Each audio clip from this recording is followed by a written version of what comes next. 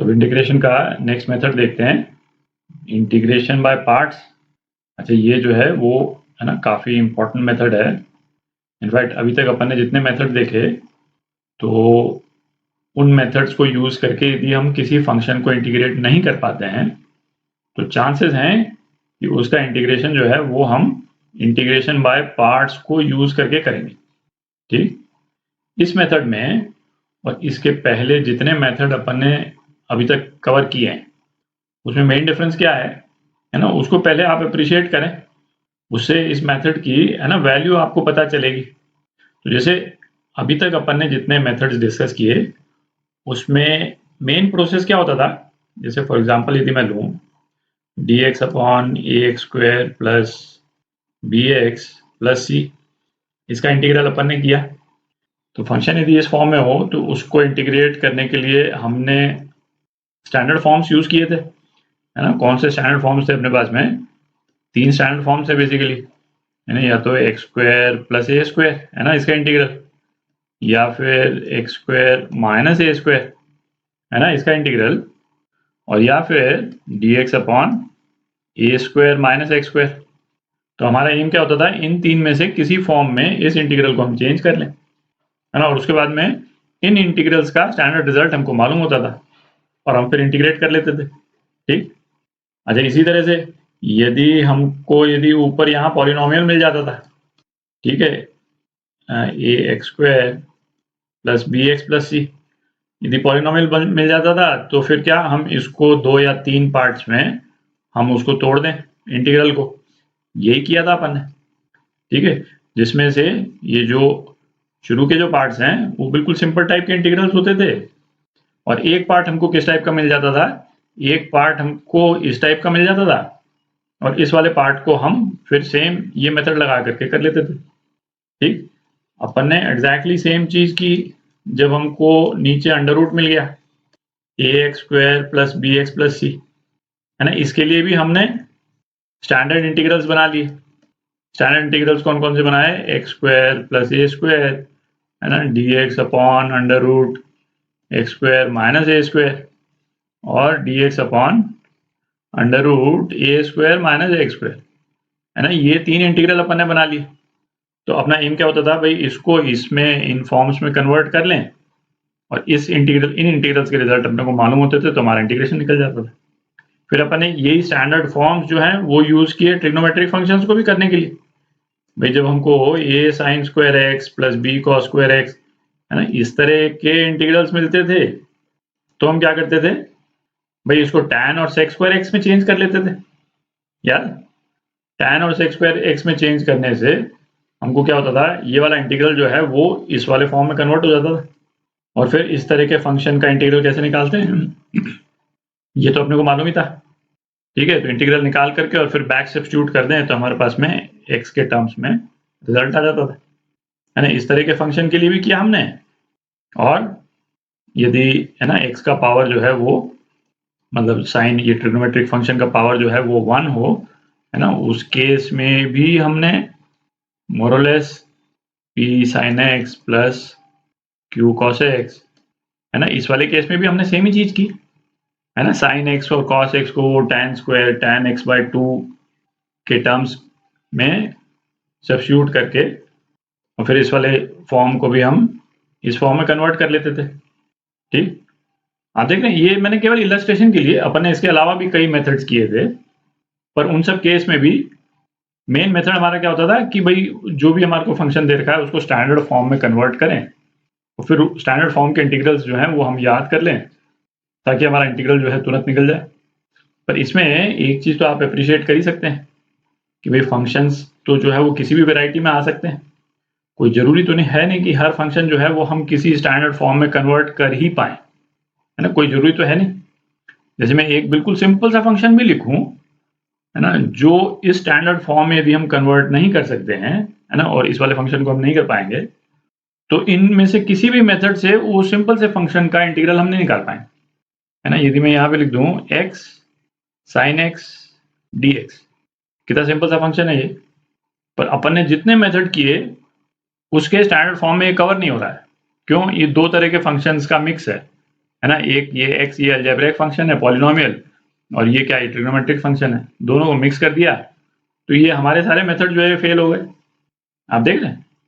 तो integration by parts में क्या है, मतलब और कॉम्प्लेक्स तरह के फंक्शंस का इंटीग्रल निकालने के लिए हमको थोड़ी सी फ्रीडम मिलती है। ठीक है, मतलब वो रिक्वायरमेंट नहीं रहता है कि फंक्शन हमारे को किसी स्टैंडर्ड फॉर्म में ही मिले। किसी भी फॉर्म में आएगा तो हम कोशिश कर सकते हैं कि जो है उसका इंटीग्रल निकल जाए। ठीक है, तो ये ना ये डिस्कशन जरूरी था ताकि आप अप्रिशिएट कर सकें कि इंटीग्रेशन बाय पार्ट्स वाला मेथड जो है काफी पावरफुल मेथड है। तो अब देखते हैं इसका, है ना, अपन करते कैसे इंटीग्रेशन बाय पार्ट्स। तो इंटीग्रेशन बाय पार्ट्स का जो जनरल फॉर्मूलेशन है वो ये है। ठीक है, क्या फॉर्मूलेशन है, इंटीग्रल ऑफ ये f1 f2 है ना, दो फंक्शंस हैं जैसे अपन ने देखा था ना अभी, फंक्शन है ना, टोटल कंबाइंड फंक्शन क्या था, x sin x। तो इसको अपन दो फंक्शंस का प्रोडक्ट मान सकते हैं भाई, ये फंक्शन f1 और ये फंक्शन f2।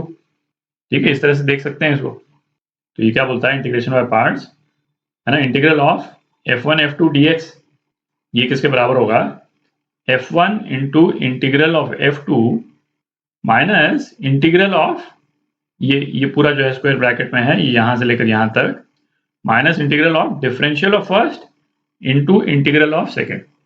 ठीक है, ये एक्सप्रेशन जो है ऑब्वियसली आपको याद होना चाहिए, है ना, ये तो कई बार आएगा। अच्छा, इसमें देख करके ना एक खास चीज जो है इस इंटीग्रल में, ये जो एक्सप्रेशन है, खास चीज क्या है कि इस पूरे इंटीग्रल में हमको जो f1 वाला जो फंक्शन है उसका इंटीग्रल निकालने की जरूरत नहीं पड़ रही। आप देख रहे हैं राइट हैंड साइड में भाई, जैसे ये वाला एक्सप्रेशन है इसमें f1 तो यूं का यूं आ गया, और यहाँ पे f1 नहीं आया, f1 का डिफरेंशियल आया। तो इससे हमको फायदा क्या होता है, यदि दो फंक्शन दे रखे हैं, हम किसको f1 माने किसको f2 माने ये तो हमारे हाथ में। जैसे इस वाले फंक्शन को x sin x लिखा हुआ है, हम चाहते तो इसको sin x इंटू एक्स भी लिख सकते थे। ठीक है, तो उस वाले केस में क्या भाई, f1 ये होता है f2 ये होता है, हम कैसे भी कर लें उससे फर्क तो पड़ता नहीं। मतलब f1 हम किसको चूज करेंगे f2 किसको चूज करेंगे हमारे हाथ में है। ठीक, तो हमारा काम आसान करने के लिए, है ना, जब भी हम इंटीग्रेशन बाय पार्ट्स यूज करते हैं हम वैसे फंक्शन को f1 चूज करते हैं जिसका इंटीग्रल मुश्किल हो। ठीक है, ताकि हमको उसको अलग से इंटीग्रेट करने की जरूरत नहीं पड़ेगी, जो कि इंटीग्रेशन बाय पार्ट्स में नहीं है। तो f1 फंक्शन हम किसको चूज करेंगे, f2 किसको चूज करेंगे, ये एक रफ गाइडलाइन भी बनी हुई है। ठीक है, क्या गाइडलाइन है, तो ये सीक्वेंस है ना, ऑर्डर ऑफ प्रायोरिटी है। किसकी order of priority, for choosing f1 function, ये भी बनी हुई है।